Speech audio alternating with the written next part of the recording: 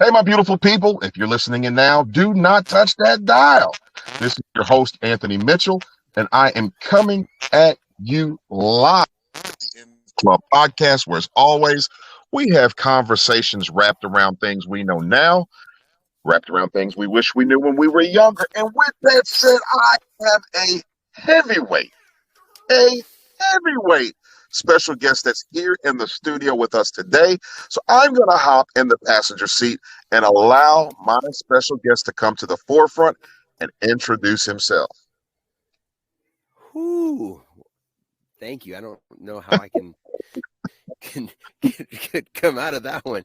Um, Thanks for having me on, Ann. I appreciate it. My name is Stephen Leapley, and I am. I've chuckled as I say that because I just had this conversation about being a motivational person, and so every time somebody says that, the first thing that pops into my mind is Chris Farley when in that skit from Saturday Night Live when he says, "I am Matt Stevens, a motivation." So I feel like I do that a lot. Like because I have 7 kids, or actually I have 8 kids, and so I do that all the time when just to try to get them out of bed. I just sit down there and climb over their bed as their eyes waking up, and I'm like, "My name is your father, and I am your motivational speaker. You need to get your butt out of bed now." I mean, now. I'm laughing at you, Mr. Leapley, because my wife and I, we are parents to 6 kids, and there's not many groups that I've been in that someone has had more than me. So I have to touch on that in a moment. But with that said, I know you're a motivational speaker. You're a guy of many talents. You wear many hats. I want you to start at square one and just give us a piece of your story. Well, I wish I could say I was born with a silver spoon in my mouth, but I wasn't. So I grew up in the Midwest, in the suburbs of Chicago mostly, and I got out of high school, and I went to college.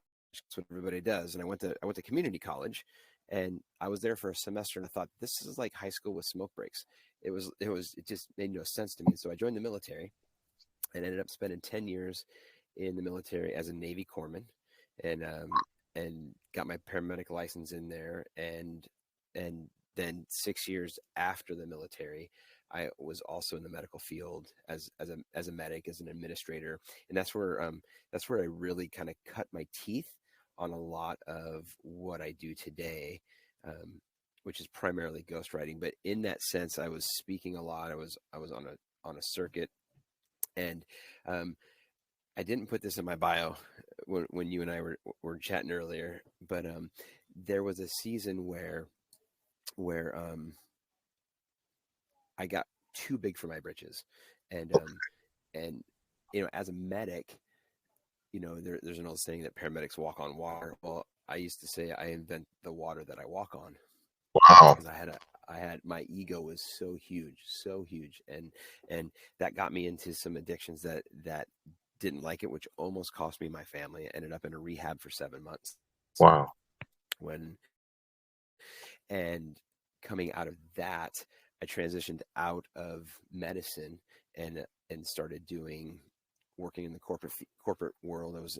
Worked for a Fortune 50 company for a while, as a trainer, speaker in there, and that process. And then 2008 happened, and the economy crashed. And of course, Yes. when you are in the human resources division, and the economy goes, that's the first kind of group of people that go, is all the what they call ancillary services, I guess, of not important people, although we are important.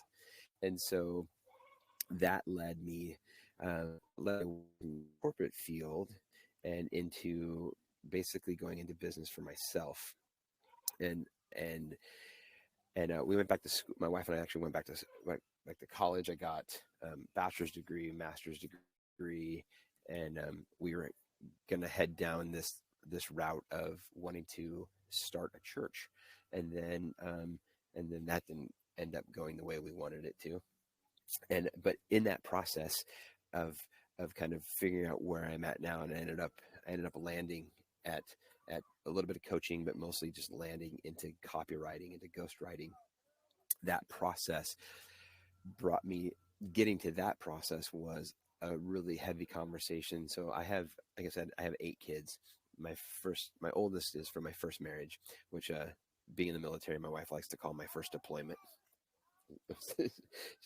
and and then my current wife and I, we've been married 25 years and have 7 kids. And so when we were, I think we had 7 after we had our, I think after we had our 6th. Um, our oldest became an adult, and she was like, I'm not raising these kids on my own. This next like group, because we had our first 3 was under 3 years, and then it was like every 4 years we had another one, which are all surprises, and that's a story in and of itself. And but we just went through this season of I'm not going to do this on my own, and so I had to find something that I could do at home, and copywriting was brilliant because I was a really good writer. And so I kind of just stumbled into that, and we stumbled into kind of this minimalistic living. Um, the last 2 homes that we were in, one flooded, actually both of them flooded, and we were just like, we're tired of this.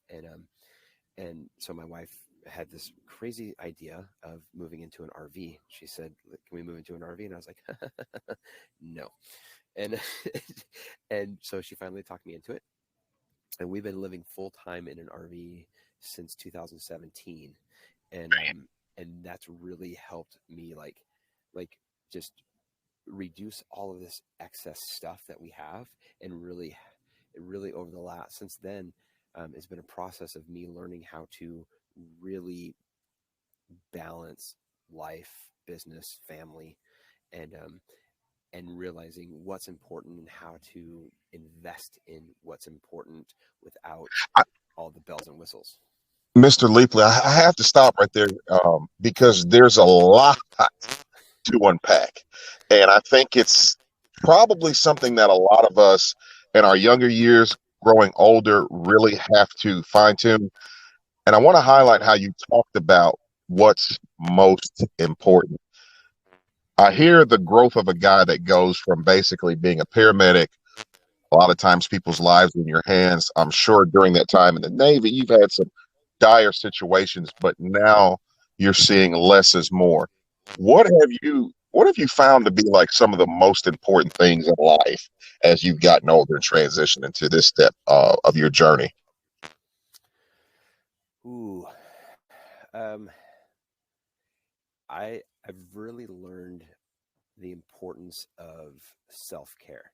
Um, and I know that's a huge thing these days, and you can go off on this self improvement tangent, and it can become real selfish.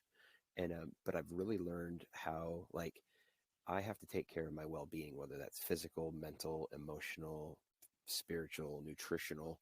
Um, and when I take the time and effort, and I put in the time and effort to take care of myself in through that lens of well-being, then it helps me think clearer when I show up for my family, which is for me the next most important thing. And it's tough as especially as guys. We live a traditional kind of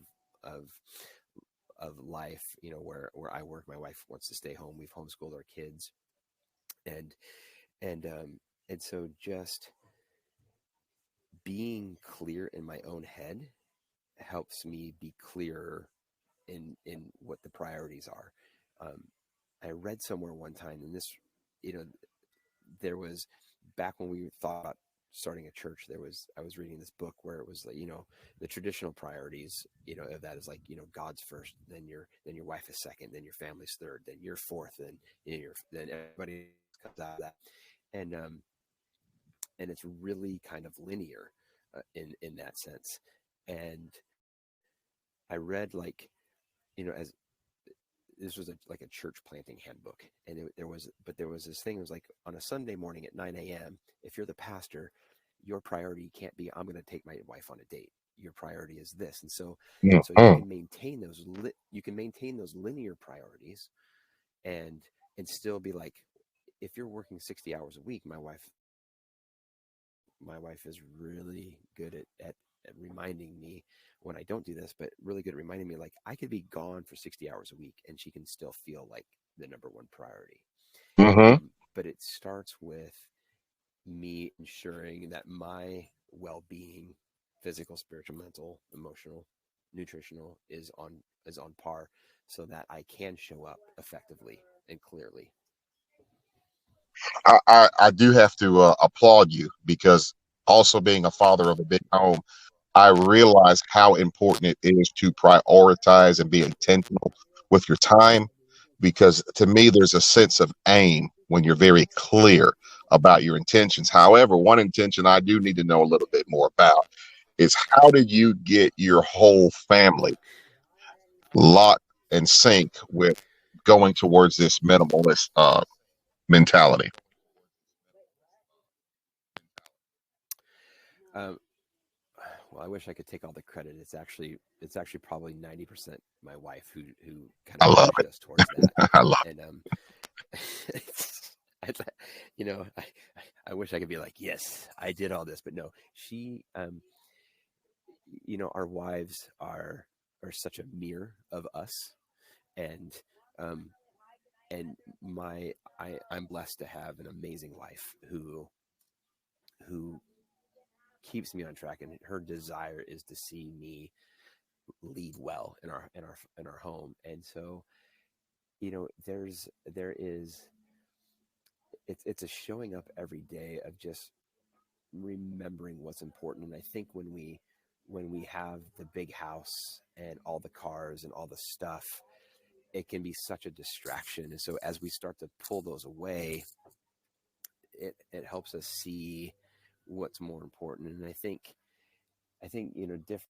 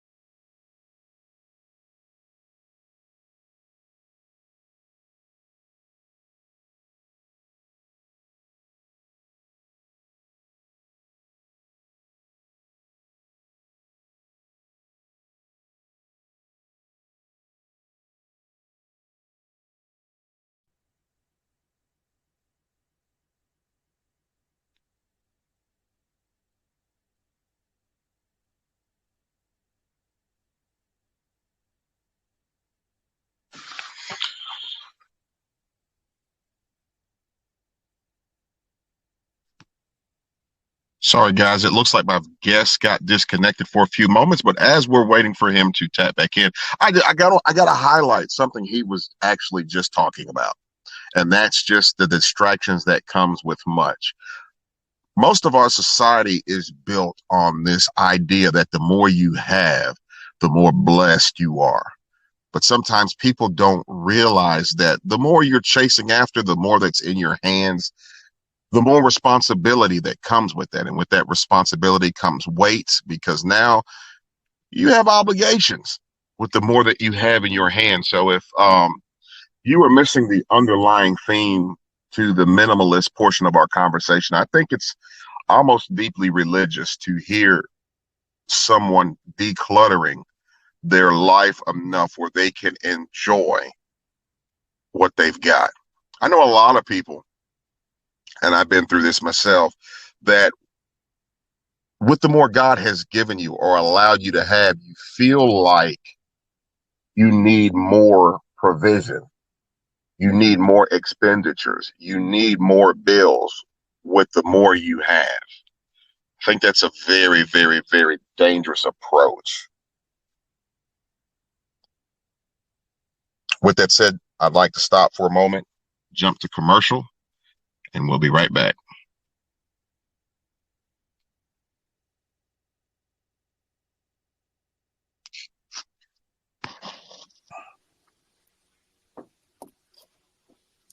All right, guys, this is Anthony Mitchell again. We are back from commercial. I have Mr. Stephen Leapley back on the line. Sorry for the disconnection, sir, but I was very intrigued by what we were talking about with the minimalist lifestyle. If you don't mind, can you pick back up where we left off? Yes.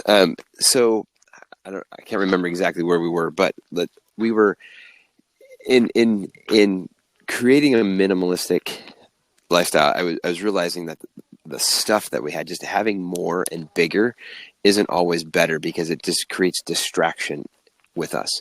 And the more distracted I found that the more stuff I had, the more distracted I was getting. And as much as I wanted to believe that the stuff was actually drawing us together, it wasn't. You can learn a lot about someone when you have to, you get married and now you're sharing a bedroom with someone. We live in a 36-foot travel trailer with 4 slide outs, and we have a bunkhouse. And so all of our kids share a bunkhouse room. And we've had places where we've tried to rent when we had earlier kids, and they were like, you can't put all your kids in one room. That's child abuse. I'm like, how's it child abuse if the bedroom is to sleep in? That's what it's designed for. Like, it's not designed to be lived in, it's designed to be slept in. And our kids, we exchanged things with experiences and tried to get outside as much and that we could. And it's funny because now we live in this trailer, and I have 4 of my 8 kids are adults. So 4 of them are out of the house. So I just have the younger 4 in from 16 down to 3. And so we have just created this space of things to do outside, so that the trailer is really nothing more than, it's our home. Yeah. But the room is a place to sleep. We have a farm now, and we live on a private land, and I've got chickens and goats and dogs and quails and a vegetable garden, and it's it's those experiences. Like my 8-year-old had the experience last year a few months ago when we butchered our first set of meat birds, and so like, how many 8-year-olds can say, yeah, I know how to butcher a chicken? Not many. Play Roblox and video games. Yeah.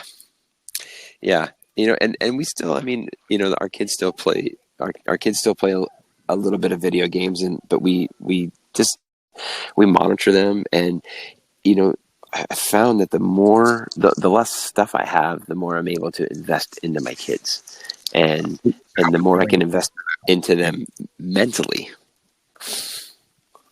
I want to add this in to just as a carrot to what you're saying. I think a lot of times we as fathers think that our greatest ability is being available for provision, but sometimes provision extends more beyond keeping the lights on. Contrary to popular belief, fathers also play an integral part in developing kids, mentally, emotionally, spiritually.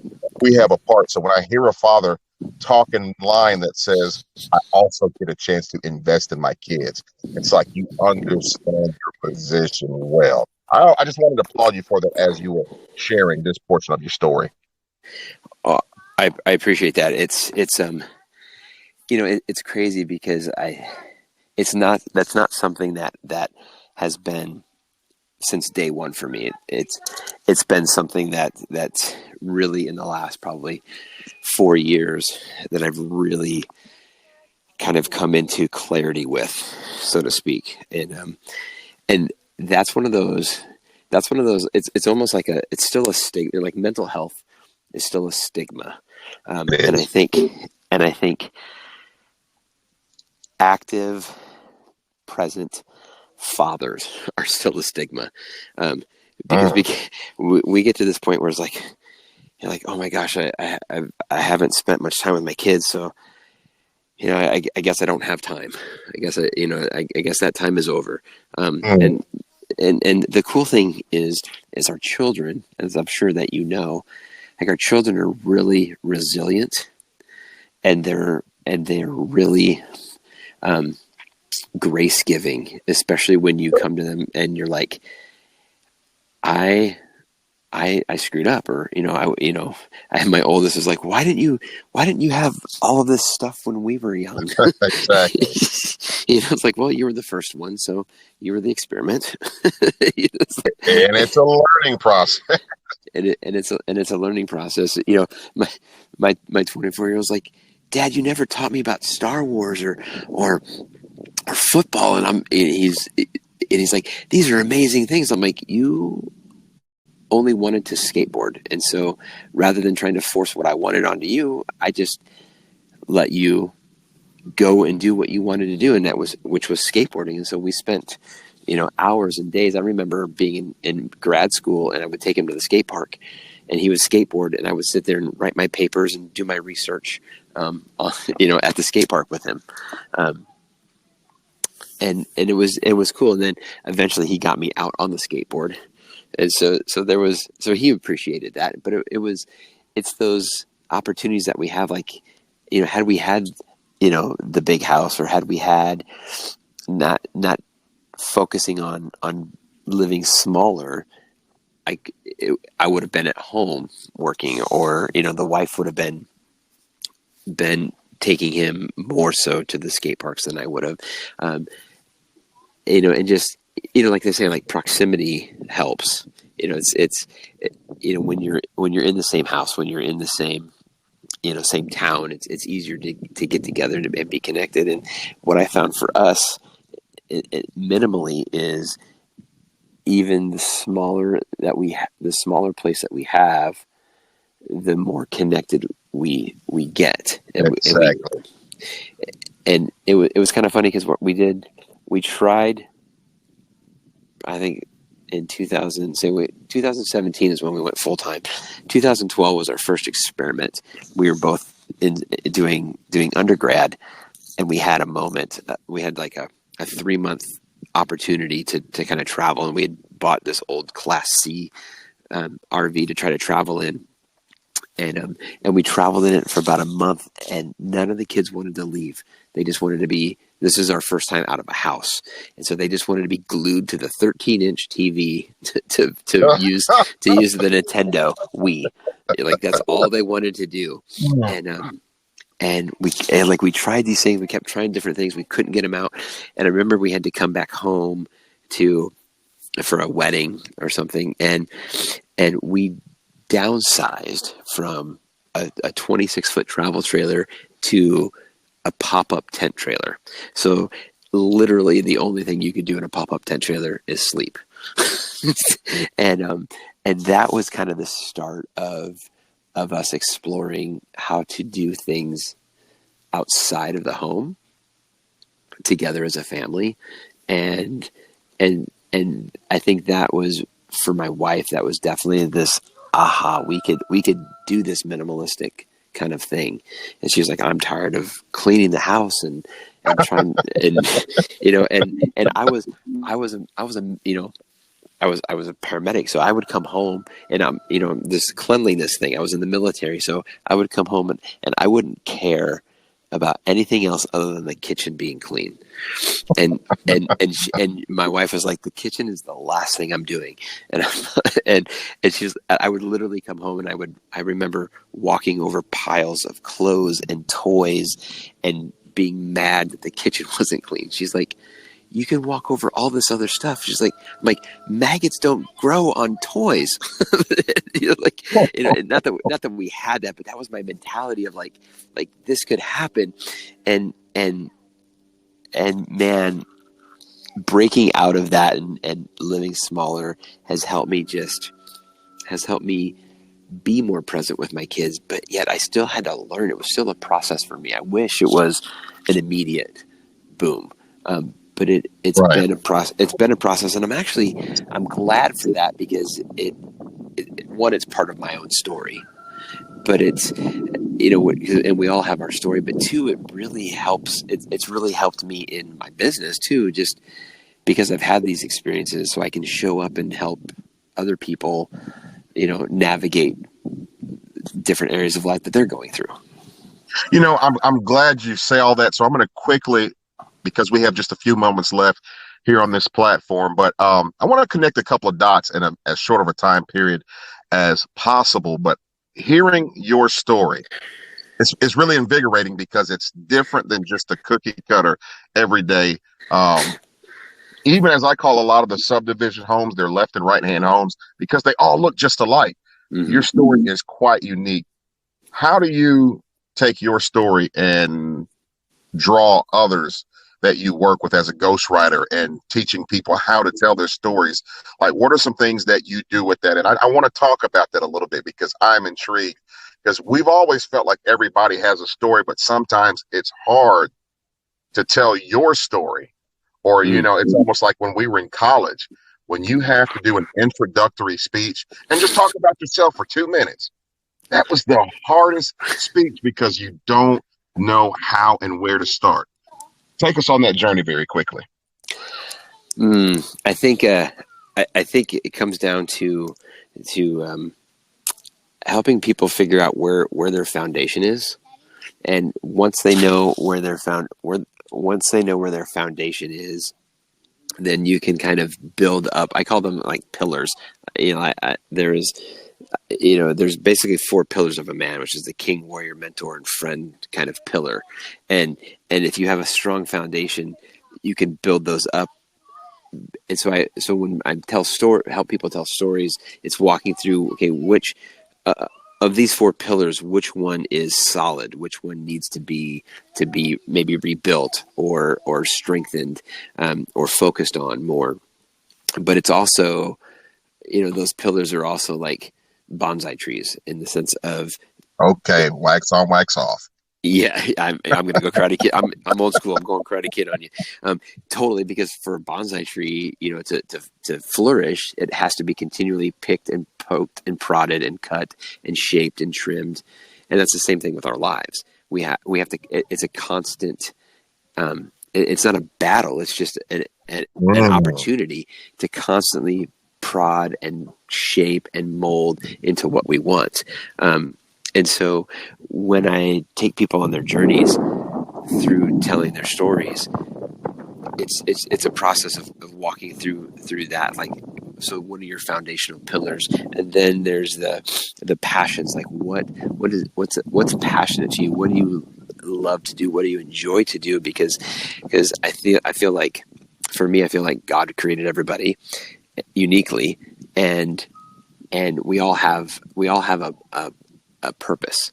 And so usually what our passions are really what purposed us. And so really helping people see their purposes and their passions, and then their positionings of every position that we're in, every season, every circumstance, every event is there for a reason. There's always like, it's you either learn or you either grow or you learn, right? In a circumstance. Correct. And I believe that, and I believe that deeply in the sense of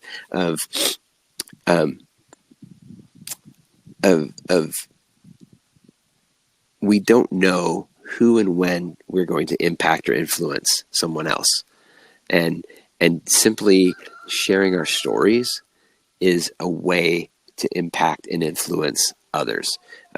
Sure, you can become a writer and try to become a best-selling author, and sometimes in doing that, in telling your story, that's what you become.